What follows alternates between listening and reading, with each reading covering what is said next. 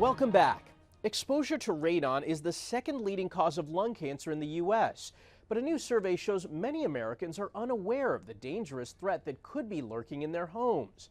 Bradley Blackburn has more on why everyone should be testing for the odorless, colorless gas. Chastity Harney never expected her home could put her at risk for lung cancer. She was diagnosed with stage 4 disease 6 years ago. I just kept saying how and why, and my kids, that's the only thing I can think of. She was 40 years old, healthy, and never smoked. Doctors spoke to her about exposure to radon, a colorless, odorless radioactive gas.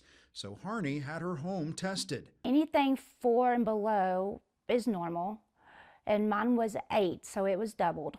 Radon comes from radioactive decay of uranium and is found in rocks and soil. It causes over 20,000 lung cancer deaths each year. Yet 3/4 of Americans have not tested their homes, according to a new survey from the Ohio State University Comprehensive Cancer Center. And more than half are not concerned about exposure. It's important to be aware of this, to detect it in your house. Non-smoking lung cancers are on the rise. Dr. David Carbone says this is likely linked to long-term exposure to radon, which can cause gene mutations leading to cancer. The risk of radon is related to not just the intensity at a given point in time, but the duration of time. Many schools are not tested for radon, many businesses. Harney had surgeries, chemotherapy, and radiation. Tests showed her mutation could be treated with a targeted therapy. I want others to know that anybody with lungs can get lung cancer.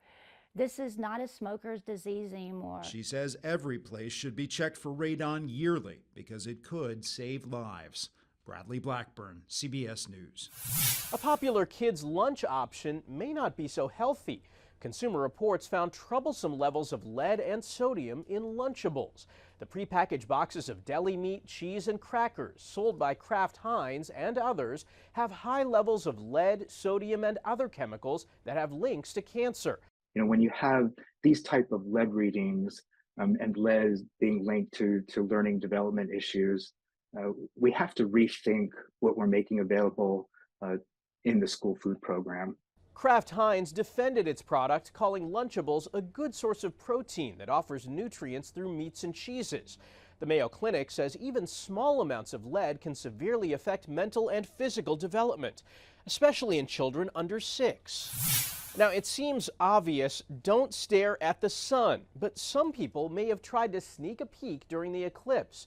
Google Trends shows spikes for searches like eyes hurt and why do my eyes hurt on the afternoon of the eclipse.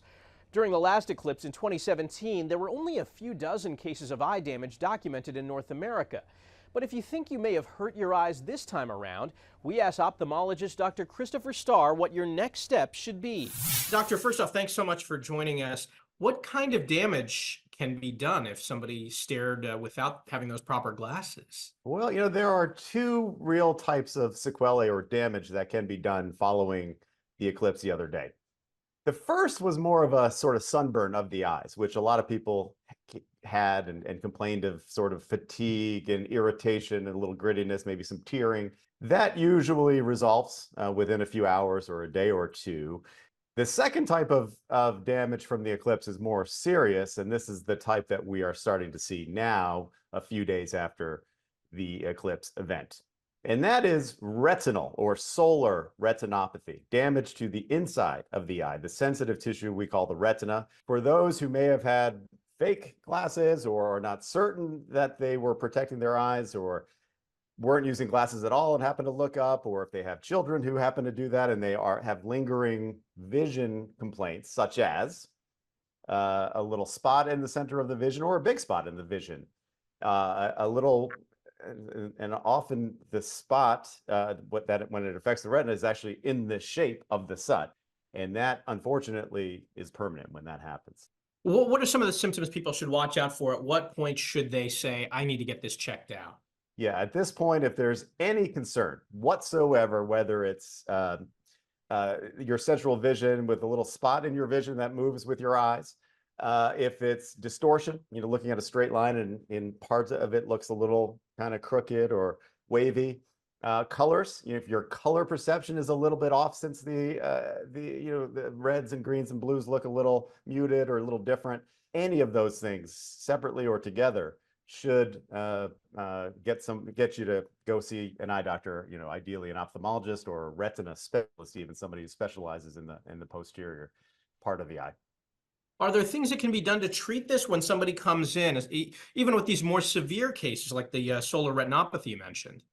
The short answer is sadly no. Once the burn and the damage occurs, it doesn't typically regenerate, and there aren't any magical drops or procedures that we can do to help it regrow.